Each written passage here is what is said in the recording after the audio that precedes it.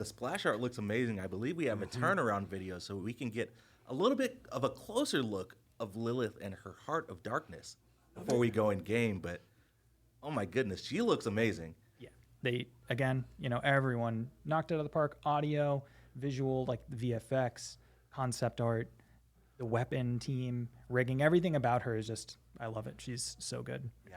I love the theme too. Like, are there things worse than death, and what price is too much to pay? Like, there's a lot of fun stuff here. And the price being too much to pay is kind of independent from person to person. It depends on some people may be willing to pay a whole lot more. Yes. Which is, I guess, where Lilith comes in. Yeah, and she even reached out, or the Abyss reached out to her, so maybe we'll see something else with the Abyss happen in the realm, because it's definitely kind of coming in and using Lilith as a little bit of a way into the realm. Yeah. Well, speaking of a way in, let's go ahead and go into game and start breaking down what's happening with Lilith. First of all, again, welcome to the realm, Lilith. Happy to have you here. But talk to me about her weapon. Let's start off with that because it's very unique. Yes. Heart of Crimson, Alex. What's going on with her weapon? Yeah, so the Heart of Crimson you can see is this kind of little puzzle box-like. It's really beautiful, kind of mysterious, right? But this was gifted to her by the Abyss. And so what this is it's a weapon that is going to shoot out some of that channeled blood energy. It kind of has this big piercing shot. Right now she has 4 ammunition. That's max, right? So you really need to land your shots with these. But they do a pretty hefty amount of damage, around 625 per shot. And that can be affected by a few things. But you can actually gain some of that ammunition back too. But right now that box, and you can see how beautiful it looks like when it reloads, the spinning heart. This is just kind of like where she draws a lot of her power from, right? And that's where she's going to be hitting people from all of the time. And it's, as the lore implies, she kind of draws blood and energy from those that she kills and wounds, and it kind of is trapped in that box right there. That Heart of Crimson.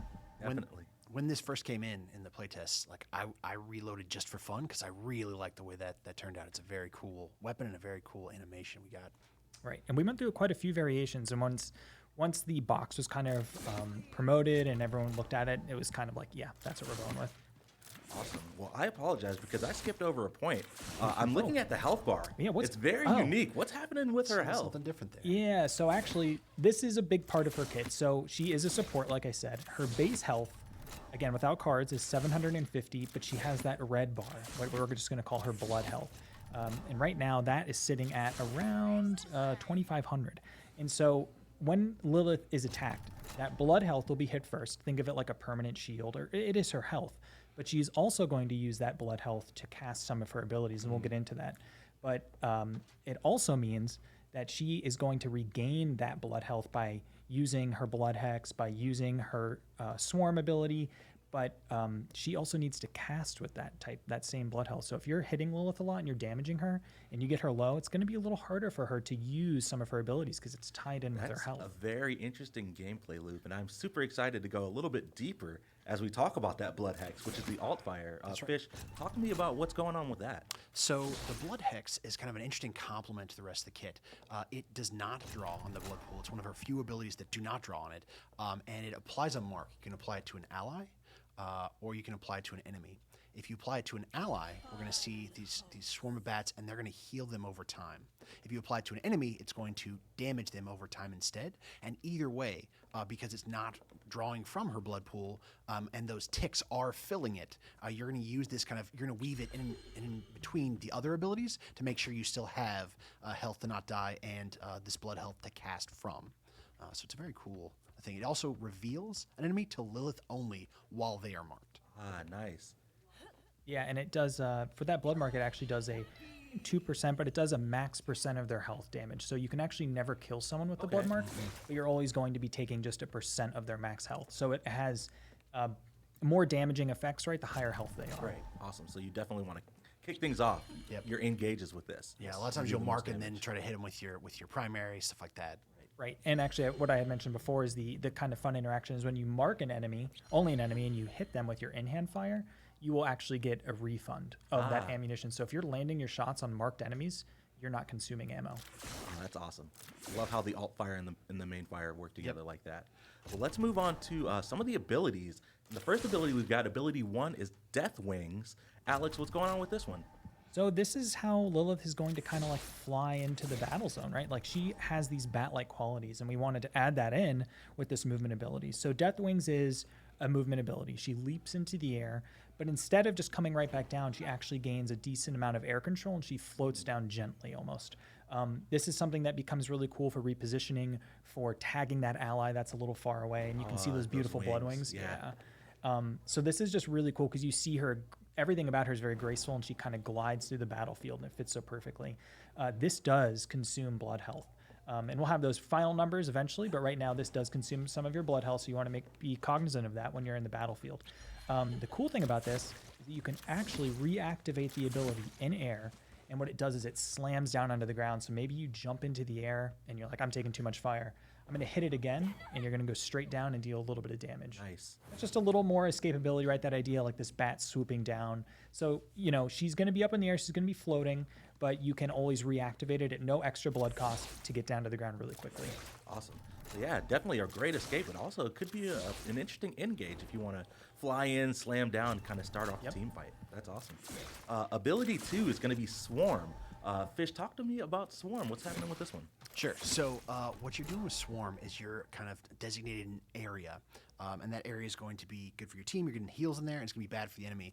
And one of the interesting things about it is you can actually channel this by holding this ability button or key longer. It's going to strengthen it, so you can have a weak, a medium, or a strong version of this. It's a really powerful AoE heal over time. You can throw it on a capture point. You can throw it around the cart and really give your team some survivability. And then if you're hitting those, that's going to help build up your blood pool again as well. Yeah. Yep. A lot of fun with that. Yeah, we can see the driver here. Our very nice Tambo is getting everything set up so that we can actually see some of these damaging numbers, healing numbers, things like that. And there you go. You can see that channeling. And the channeling does a lot more health. But like any ability that's kind of this pool that's cast on the ground, you know, your team has to also be like, hey, get inside, please. Please heal. Definitely. You've got to direct them. So this is where we start seeing some of the support aspects of our kit coming in with the heal. And you can see also that that ability uses the most of her blood health. It will also, if you play it properly, you can get a lot of it back almost instantly if you play it right. But if you kind of whiff it, or if you put it somewhere that's maybe not great, like you're using a decent amount of your blood health. So just, remember that. Yep. For sure. All right. It's time for the grand finale, the ultimate ability, Blood Moon. Alex, walk us through Lilith's ultimate. Okay. So yes, again, Lilith being this kind of the Heartless, this queen of the night type of character, right? She's always looking to make the battlefield, you know, she wants it to her advantage and her team's advantage. She's a healer. So this is a global wide ult, or it's a map wide ult. What this is going to do is it's going to actually cover the battlefield in this blood moon. So it kind of everything takes on this sickly red and black hues. It's very creepy for the enemy team. And during this, Lilith's team can actually gain pure life rip. And so what we mean by that, and this is a new effect we added, your team gets 35% life rip. It can't be cauterized. So if I hit an enemy with my in-hand bullet as anyone on Lilith's team, I'm getting 35% life rip automatically. And that lasts for 8 seconds. So that's the team-wide buff.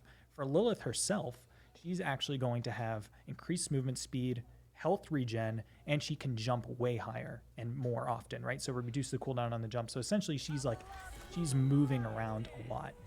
You can tell this is from her perspective. You get this cool kind of blood effect. She's moving. She's just real aggressive in this state.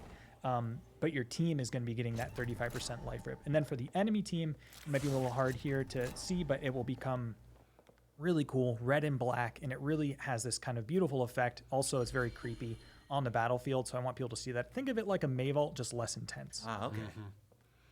Yeah, and I think I saw a note from Tambo there. It looks like we won't be able to see the enemy perspective just yet. I'll sync with our community team and see maybe we can tweet out a video or something a little bit later on today ahead of PTS, so you all can check out how this thing is going to be looking. But that is Lilith in a nutshell as far as her ability and her kit is concerned. But we've got some talents that we definitely want to walk through. Let's start off with the default talent. It's going to be Cursed Accord. What's happening with this one? Yeah, this is the first talent. This is your default talent. This is just the one, like, I want to heal more, maybe deal a little less damage, but I'm going to be just concentrating on healing. So what this does is it decreases the damage output across all of your abilities. Your Blood Hex, your Swarm, and your in-hand fire. You're just dealing a little less damage, but what that's going to give you is a higher healing output as well as a decreased blood cost on those abilities. Okay. So you want to be able to, with this talent, if I want to cast my healing storm more, I just want to heal more in general, I want to fly around more, this is the talent for you. Again, you're not going to be super aggressive, but this is the player that's like, I want to pocket or I want to support my team fully. That's what Curse to Cord is going to do for you. Really lean into that support role for Yes, her. for sure, definitely. Her level 2 talent is Maelstrom of Carnage. What's happening with this talent? Sure. So for that, she's enhancing her swarm ability. So she is increasing the radius. She is lowering the cooldown, but it is also attaching to her. She's no longer casting it at a distance. It's always on her, and that means it will move with her. So you really play a lot differently because now you have to be the radius. So if you're having trouble positioning it such that your allies are going to go into it, you can just go to them. But it's taking away that range element and then enhancing all the other parts of it to really get value out of that swarm. Oh yeah, this is awesome. I'm loving I love the talent system in Paladins because it allows you to play to your play style, right? So if you want to play default with this, and be point control and put your ability on the point, that's fine. You go with that. But you can choose this talent. I'm going to play with my team. We're going to be team fight focused, and we're going to move as a unit. Yeah. So moving on to this last talent, Murderous Intent. What's going on with this one? Yeah, so this one is her I'm aggressive talent. What this does is it's going to now make her in-hand weapon shot, those blood bullets or those blood spear, whatever you want to call it, like they will now pierce enemies. And for each pierce shot that it does, it deals 90 more damage. So this is just your typical, like, this thing just got really sharp, right? Like, I'm now hitting enemies. And this also procs off of deployables, and it procs off of other, I think, like pets, things like that. So you can hit enemies that are further away too. This has no damage fall off on this one. So the base one does have a slight damage fall off, but this has no damage fall off. But the only downside is that it's a little smaller, right? So it's like there's always a little bit of give and take. And kind of to your point, talents are an interesting point in Paladins to give players different ways to kind of attack the game. And this one is like, the shots are a little harder, so they're a little bit smaller. They're not as large, but you're piercing now, and they have no fall off. I played a lot with this one in playtests, and if I recall correctly, there are several cards that you can build that interact with this, so it's a fun synergy if you really want to lean into the style. This is awesome. Well, I believe that wraps it up for Lilith and her kit and her talents, but we've got some awesome cosmetics and recolors coming with Lilith when this update goes live. Oh yeah, before we get it, I'm getting ahead of myself. Voice lines. We definitely want to hear what she sounds like. Let's listen to some of the voice lines for Lilith. Her debut. Your blood will pair beautifully with my evening meal. How gory. The night embraces you. Blood.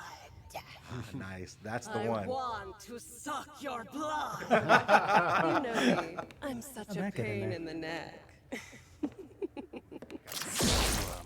Post-process makes her gives her an otherworldly feel. And if Right. if you listen to those footsteps too, it's like she's constantly walking through a creepy castle at night. Like it's these heels just walking and Right. echoing. It's so well done. Definitely don't want to be down that hallway that she is on the other side of. For Not sure. at all. Well, Well, maybe you're into that. Yeah, maybe. Yeah, who knows? Yeah, maybe you are. Maybe you are into that. We'll see. But yeah, let's talk about some of the recolors that Lilith's coming out with in the next update. Let's do the season pass recolor first. This is going to be Sunborn Lilith. So I definitely love this because it's kind of going back to the lore. This is pre-Abyss, right? This is pre-Abyss. Before the fall. Yeah, before the fall, exactly. This is the Lilith, like if you want the kind of, you don't want the wings on the head, you want her to have that little more of like that human pre-corrupted vibe. That this is the Lilith you're going for. It's a warm blood pumping through her veins. Exactly, reasonable skin tone. She can still fly. We don't need to talk about that, but Right, she yeah. she is still she's much more human looking. Very skilled jumper. is Exactly. Lilith. Yep. Floating with style is what we call it. I love the silvers and browns as well. Very classic. A cool like adventure kind of outfit too. Like, Yeah. It's like RPG. She's joining Yeah, up the yeah. party. Yeah. You know, let's go. All right. Next up, let's talk about the default recolor. It's going to be Wicked